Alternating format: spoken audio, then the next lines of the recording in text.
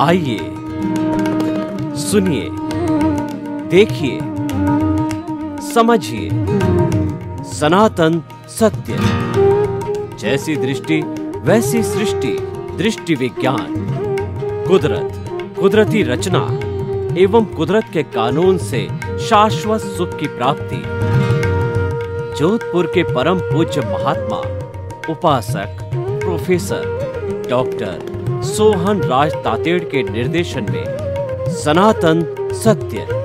जैसी दृष्टि वैसी सृष्टि, दृष्टि विज्ञान।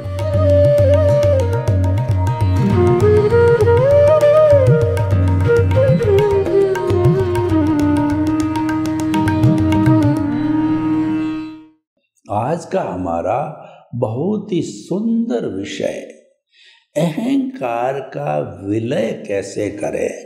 अहंकार किसे कहते हैं?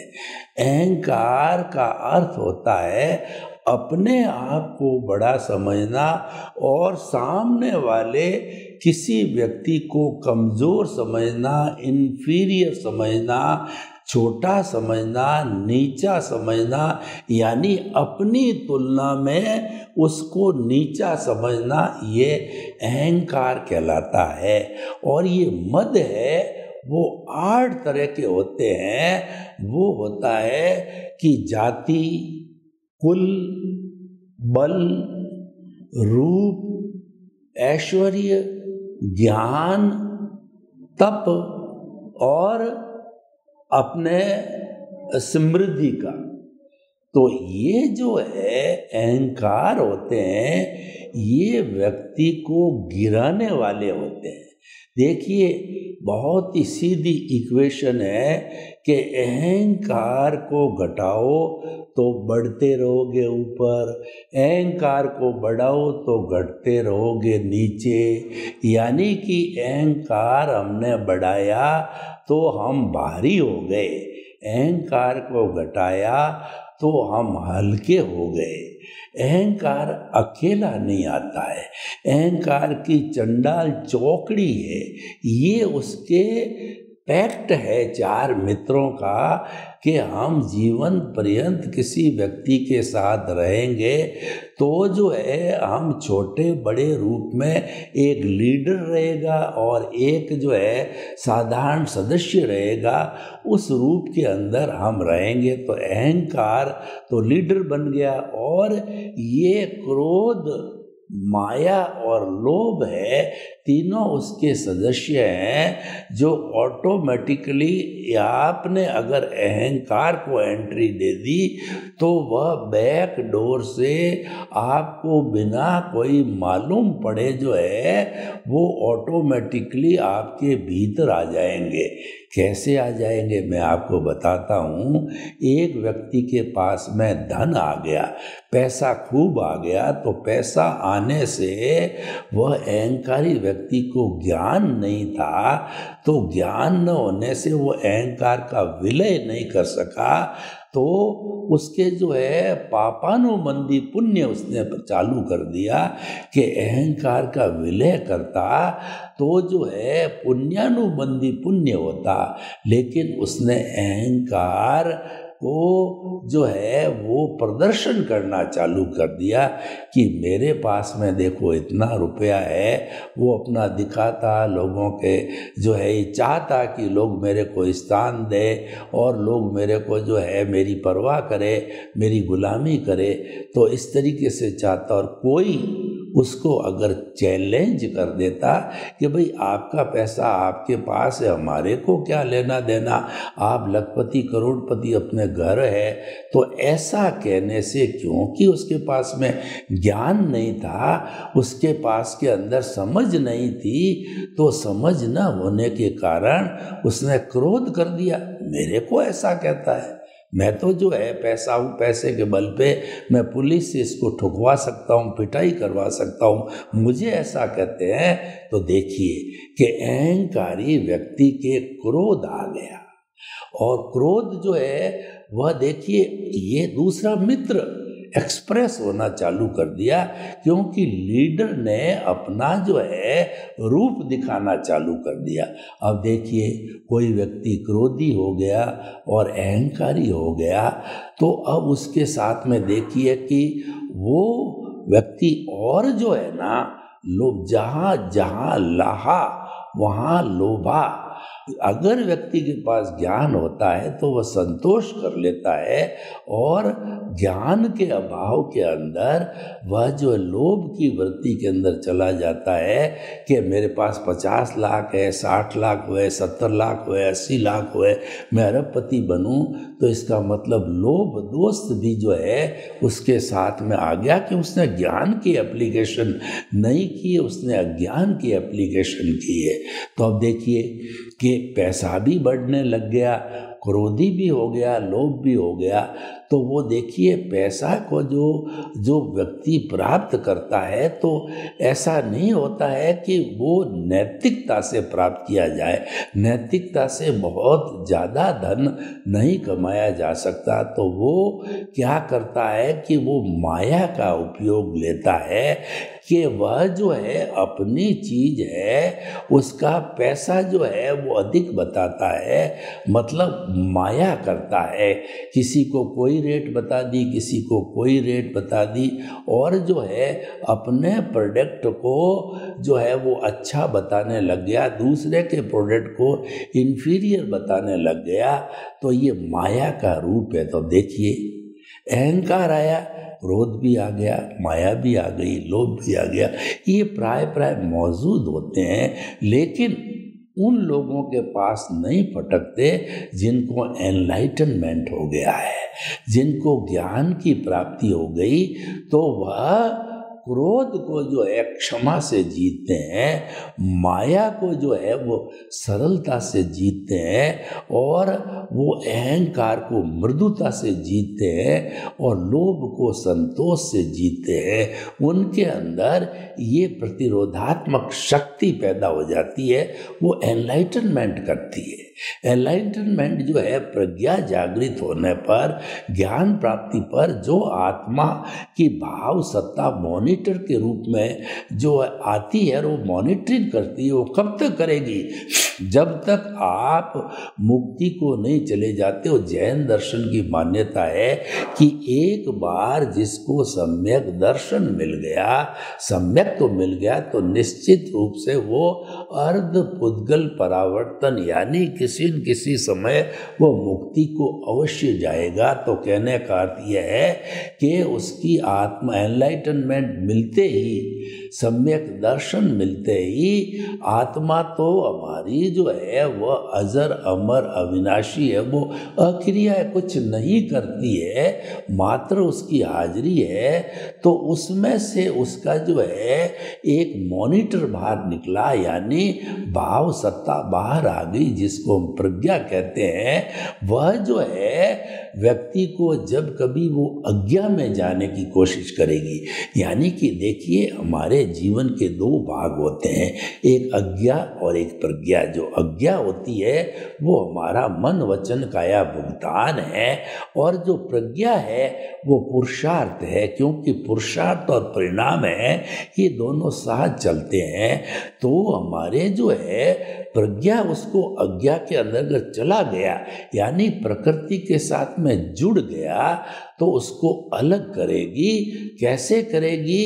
कि वो ये कहेगी कि सारा जो भुगतान चल रहा है वो राग द्वेष युक्त है, और वो सारा जो है वो विचारों के द्वारा होता है। विचारों को बाईपास करो, विचारों को बाईपास करो, विचारों को बाईपास करो। जैसा भी विचार आया जाने दो, जाने दो, रोको मत, जाने दो, क्योंकि वो तो जाने के लिए आया है। हमारे को जो भुगतान है वो जाने के लिए आया है, आने के लिए नहीं आया है। यानी कि हमारा सारा भुगतान में सुख जा रहा है, दुख जा रहा है, उम्र जा रही है, कोई भी घटना घटित हो रही है वो जा रही है, वो आने के लिए नहीं आई है। वो तो भुगतान है, वो डेबिट है, क्रेडिट है, वो तो जाने के लिए आया है। यानी वह अवस्था से जुड़ा हुआ है, कोई स्थायी नहीं है। इसका मतलब ये हुआ कि मन, वचन, काया तथा उससे जुड़ी हुई हर अवस्था मात्र कुदरती रचना है। वह व्यवस्थित है, वह प्रीडेस्टिन्ड है, वह फिक्स है, वो जड़ है और वो टेम्परेरी है, यानी वो आई गई, उसका नाम ही भुगतान है। तो भुगतान कभी स्थिर नहीं रहता है, परिणाम होता है। भुगतान या परिणाम एक ही चीज होती है, वो नाशवान है। लेकिन जो हमारा सनातन सत्य कार्यक्रम है, ये जो है ये परमानेंट है, क्योंकि ये सिद्धांत पर आधारित होता है। सिद्धांत कभी बदलता नहीं है। देखिए, हिंदुस्तान के अंदर गर्मी से अगर पानी गर्म होता है तो पाकिस्तान में कहिए, अमेरिका में कहिए और रशिया में कहिए, जो है ताप देने से पानी जो है जरूर गर्म होगा, ठंडा नहीं होगा। ऐसा नहीं कि अमेरिका में तो ठंडा हो रहा है, रशिया के अंदर वो जो है कुछ नहीं हो रहा है, और जो इंडिया में वो गर्म हो रहा है, ऐसा नहीं है। सब जगह एक समान, क्योंकि ये हमारी जो सृष्टि है वह पूरी पृथ्वी पर है और वह कुदरती रचना पे आधारित है। वहाँ पे एक ही कानून चलता है जिसको कहते हैं कुदरत का कानून। तो वह कुदरत का कानून पूरी सृष्टि पे एक समान लागू होता है। अलग अलग जगह उसका कोई भेदभाव, पक्षपात नहीं है। इसीलिए ये कुदरती रचना, कुदरत का कानून परमानेंट है, क्योंकि ये किसी सिद्धांत के ऊपर आधारित है। भूत, भविष्य, वर्तमान में ये बदलते नहीं है, जबकि अवस्था बदलती रहती। देखिए, हमारा परिणाम है वो अवस्था से जुड़ा हुआ है, और जो रियल पुरुषार्थ है वह हमारा सिद्धांत से जुड़ा हुआ है। वो हमेशा परमानेंट होता है, क्योंकि वह चेतन से जुड़ा हुआ है। जो चीज चेतन परमानेंट है, तो इससे जुड़ी हुई कोई भी बात है वह भी परमानेंट होगी। अगर सज्जन व्यक्ति है तो उसका गुण है सज्जनता, उसके साथ पास बैठ करके कोई भी व्यक्ति बुराई नहीं सीख सकता, और दुर्जन है उसके पास बैठ करके कोई अच्छाई नहीं सीख सकता है। अब आप चाहो कि आपने पानी के नीचे अग्नि लगाई और पानी में हाथ डालो कि मेरा ठंडा पानी हो, वो ठंडा हो नहीं सकता, क्योंकि वह अग्नि का गुण है ताप देना। और जो है ठंडा पानी या बर्फ पे हाथ दे और कहो कि मेरे ये गर्म होना चाहिए, संभव नहीं है, क्योंकि पानी या बर्फ का जो गुण है शीतलता देना है। इसलिए अपने अपने गुण होते हैं।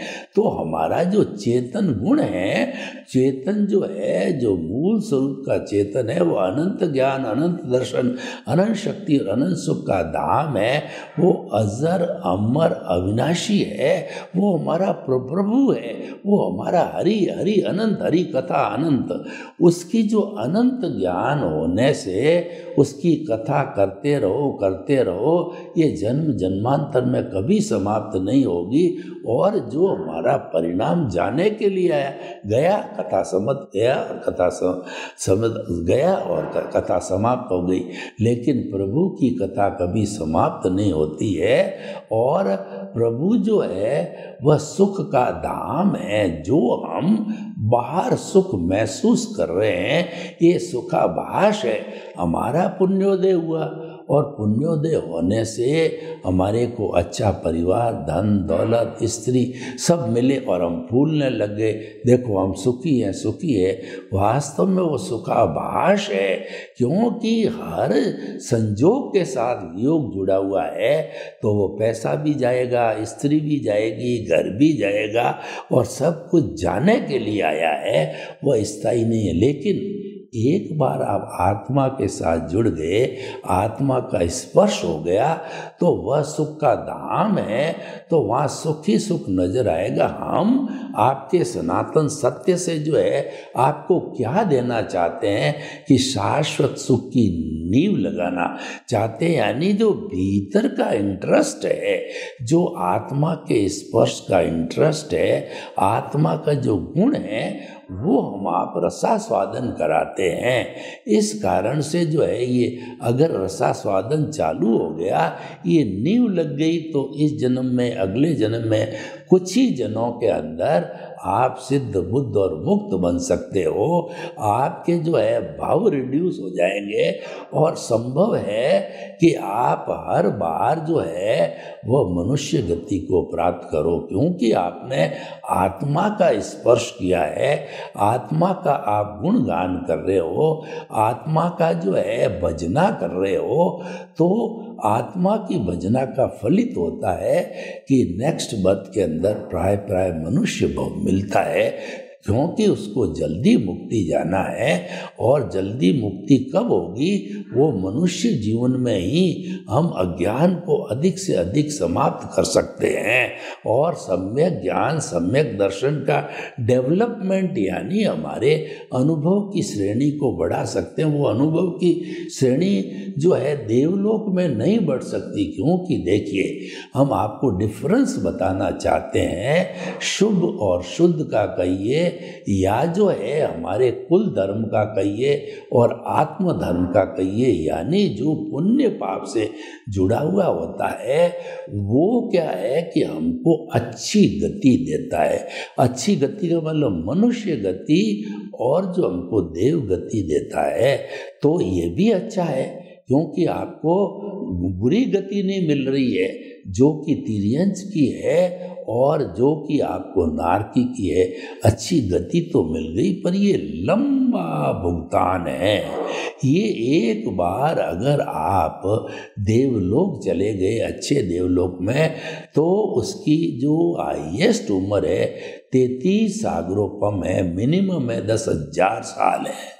तो आप उसको लाइक करते हो क्या? वो भी तो एक संसार है, वो भी तो भ्रमण है, वो भी गति का बंध है। तो वो हमारे को उससे अर्थ नहीं है, हमको तो शुद्ध भावों से मतलब है। यानी कि 24 घंटा जो आपने केंद्र में प्रभु को विराजित किया है और भावों से उसकी भजना करते हो, तो आप एक ही भजना करो कि मन वचन काया से मुक्त, ऐसा मैं शुद्ध आत्मा हूँ। और साधना करो। साधना क्या है कि जो कुछ भी आपके साथ मन वचन काया का जन्म से मृत्यु तक भुगतान चल रहा है, उदय प्रारब्ध चल रहा है, वह कुदरती रचना, कुदरती रचना, कुदरती रचना, उसको देखते रहो, जानते रहो, उसमें विश्वास करो, उसमें श्रद्धा करो और उसको जीवन का अंग मानो, उसको एक साधना बना लो। जैसे कोई साधु बनता है तो वो जयंग चरे जयंग चिट्ठे जयंग मासे जयंग सहे भुजन तो भाषण तो पाव खमंग न बंधई। वह ये भगवान की वाणी का चिंतन करता है, खाते पीते उठते बैठते सोते मैं वो कर्म करूं कि मेरे हिंसा नहीं लगे, मुझे कर्म का बंधन नहीं हो। तो हमारा सनातन सत्य कार्यक्रम अध्यात्म विज्ञान मुक्ति का मार्ग ये कहता है कि दृष्टि बदलो, सृष्टि नहीं बदलनी है। मन वचन काया को शुद्ध नहीं करना है, मन वचन काया को बदलना नहीं है, दृष्टि बदलनी है कि आप इसको कुदरती रचना मानो। बस दिमाग में एक ही बात माननी है, कुदरती रचना। किसी ने थप्पड़ मारी, कुदरती रचना। किसी ने जो है आपको धक्का दे दिया, कुदरती रचना। किसी ने आपको पैसा दबा दिया, कुदरती रचना। भोजन मिला नहीं, कुदरती रचना। और भोजन जो है अच्छा मिला, कुदरती रचना। अच्छी पत्नी मिली, कुदरती रचना। बुरी पत्नी मिली, कुदरती रचना। यानी जो कोई उदय प्रारब्ध चल रहा है उसके साथ जुड़ो मत, प्रकृति पुरुष को अलग रखो। और जुड़ने का अर्थ ये हुआ कि आपका जो घटना घटित हो रही है उस पर प्रतिक्रिया मत करो। आपके शरीर में दर्द चल रहा है कहीं पर, तो समझ लो ये मेरे कर्मों का भुगतान है, ये दर्द जाने के लिए आया है, ये दर्द जा रहा है, ये कष्ट जा रहा है, मैं ठीक हो रहा हूँ, मैं ठीक हो रहा हूँ, ये जा रहा है, ये जा रहा है। उसको कुदरती रचना, कुदरती रचना, कुदरती कुदरती रचना, कुदरती रचना, मानो ये जाने के लिए आया है। इसके साथ जुड़ो मत, यानी प्रतिक्रिया मत करो, आर्त ध्यान मत करो, मैं क्या करूं, मेरे तो जो ये दुख हो गया, मेरी ये तकलीफ हो गई, मेरी ये दर्द आ गया, भगवान मेरे को उठा ले और मेरे को यहाँ से जो है मैं चला जाऊं, यानी कि मेरी मृत्यु हो जावे। इस तरीके का जो चिंतन करके नए भाव डालते हो आर्त ध्यान से, उससे कॉजल बॉडी बनती है और कुदरती रचना देखते देखते नो कॉजल बॉडी और डिस्चार्ज चालू है। ये जो हमारा डिस्चार्ज है जन्म जन्मांतर का, ये बर्फ की सीला की तरह है। ये तो हर जन्म में अगर नया चार्ज नहीं होता है तो बर्फ की सीला की तरह 1 2 3 4 जन्म के अंदर ये पिघलता पिघलता रहेगा। यानी कि जो अज्ञान है वो अज्ञान सम्यक दर्शन जो प्रज्ञा से जुड़ा हुआ है, जो कि आपकी आत्मा के गुण हैं और प्रज्ञा उसकी मॉनिटर है। प्रज्ञा जो है वो आपकी आत्मा के अनुमान है और आप राम हो तो वह जो है आपका अज्ञान समाप्त होता रहेगा, समाप्त होता रहेगा, घटता रहेगा, घटता रहेगा। घटता रहने का अर्थ क्या है कि आपका विश्वास बढ़ता रहेगा। यानी दूसरे शब्दों में आप ये क्या करो कि मन वचन काया से मुक्त ऐसा मैं शुद्ध आत्मा हूँ, ये विश्वास बढ़ता रहेगा, यानी अज्ञान घटता रहेगा।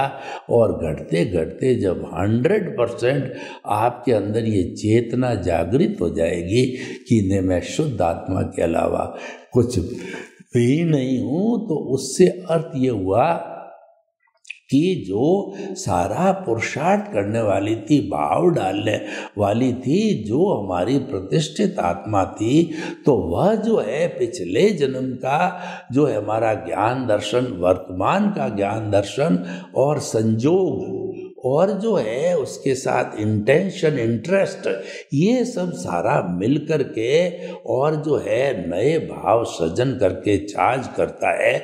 लेकिन वो सारा सिस्टम कोलैप्स हो गया, यानी कि आपका जो है प्रतिष्ठित आत्मा समाप्त, आपका अज्ञान समाप्त, आपका मन समाप्त, सब कुछ धाराशायी हो गए।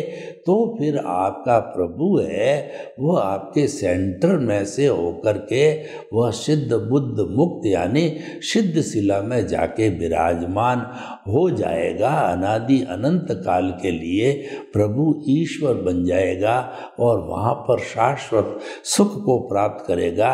यानी वहाँ पे ऐसा सुख है कि जहाँ दुख आता ही नहीं है, जिसको हम ब्लिस कहते हैं। तो भाई और बहनों, हम आपको ये कहना चाहते हैं कि अहंकार के विलय से जो है ये सारी चीज़ें प्राप्त होगी, इतना बड़ा चमत्कार होगा। और आप अहंकार को बढ़ाते रहोगे तो वही घोड़ा और वही मैदान, ये साइकिल हमेशा चलती रहेगी। आपकी प्रतिष्ठित आत्मा हमेशा बनी रहेगी, जो कि पीछे से भवांतर से बनी हुई है, और वो भाव डालती रहेगी, कॉजल बॉडी बनती रहेगी। अगले जन्म में वो चार्ज डिस्चार्ज बनता रहेगा, और जो पिछला जो चार्ज पड़ा है वो एज इट इज पड़ा रहेगा। यानी इसका कोई अंत नहीं आएगा। देखिए, इसको भगवान महावीर ने 2 तरह के धर्म बताए। एक तो संवर होता है, एक निर्जरा होती, यानी जो जन्म जन्मांतर का कर्मों का पुलिंदा जो भरा पड़ा है आत्मा के साथ में, मान लीजिए वो पुण्य पाप रूपी पानी है, तो उसको पंप लगा करके और बाहर निकालना पड़ेगा, क्योंकि वो इतना भरा हुआ है कि वह साधारण रूप से कभी भी नहीं सूखने वाला है। तो उसके अंदर पंप लगाया, यानी निर्जरा को बढ़ाया। तो पानी, निर्जरा का मतलब dissociation of the Karma from the causal body, वो पानी बाहर आकर के और वह तालाब जो साफ हो जाएगा, और जो नया पानी नहीं आने देना। पानी आता रहेगा और जाता रहेगा फिर तो कंटिन्यूस नहीं रहेगी। नया पानी नहीं आने देने का मतलब आपका सम्यक ज्ञान, सम्यक दर्शन और आपकी जो इंट्यूशनल पावर प्रज्ञा है वह आपकी काम करती रहेगी और वो काम करने से संवर होगा। संवर का अर्थ होता है किसी प्राणी को किंचित मात्र भी दुख न देना। जो हमारे कर्मों का बंधन होता है वह हिंसा होती है, वो जीवित प्राणी से जुड़ी हुई होती है। जड़ पदार्थ के करने से कोई हिंसा नहीं होती क्योंकि उसको सुख दुख की अनुभूति नहीं होती, वो फीलिंग करता नहीं। एक पत्थर का टुकड़ा जो कि खान से बाहर निकाला हुआ उसके कितने ही टुकड़े करो उसको कोई दर्द नहीं होता है। लेकिन एक मनुष्य है, उस मनुष्य के छुरा भौंको, चाकू भौंको या जो है वो बंदूक से जो है गोली लगाओ, उसको दुख होता है, दर्द होता है और उसके दुख होने के कारण हमारे अशाता वेदनीय का कर्म बनता है। तो ये जो है सारा जुड़ा हुआ है, ये चेतना के साथ में अचेतन तत्वों का कुछ भी नहीं होता है क्योंकि वो तो बेचारा जड़ पदार्थ है, वो तो साधन है, वो तो आपको सहयोग दे सकता है। मालिक तो आप हो, इसीलिए अपने मालिक की चिंता करो, मालिक को पहचानो तो आपको सर्व दुखों से मुक्ति होके शाश्वत सुख की प्राप्ति हो सकती है। सर्वे भवन्तु सुखिनः, सर्वे सन्तु निरामया। लोक के सब जीवों को सुख मिले, शांति मिले, आनंद मिले और सभी अपनी अपनी आत्मा की अनुभूति करके सिद्ध बुद्ध मुक्त बने, उसके प्रति मंगल भावना।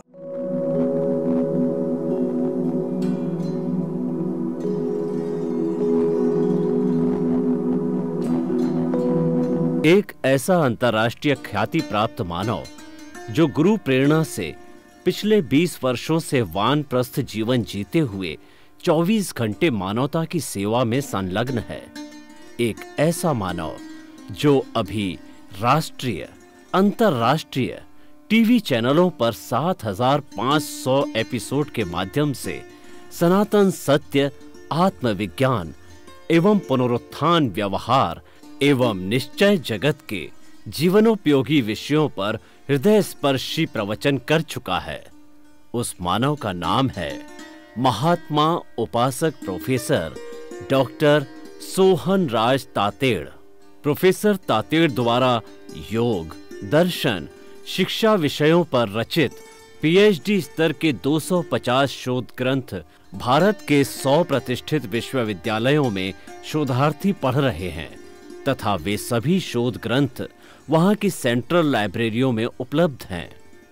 महात्मा सोहन राज ने अभी तक हजारों स्कूलों, कॉलेजों, विश्वविद्यालयों एवं संस्थाओं में सेमिनार, वर्कशॉप, कैंप लगाकर लाखों विद्यार्थियों को योग, दर्शन, शिक्षा का प्रशिक्षण देकर उन्हें सुसंस्कारित किया।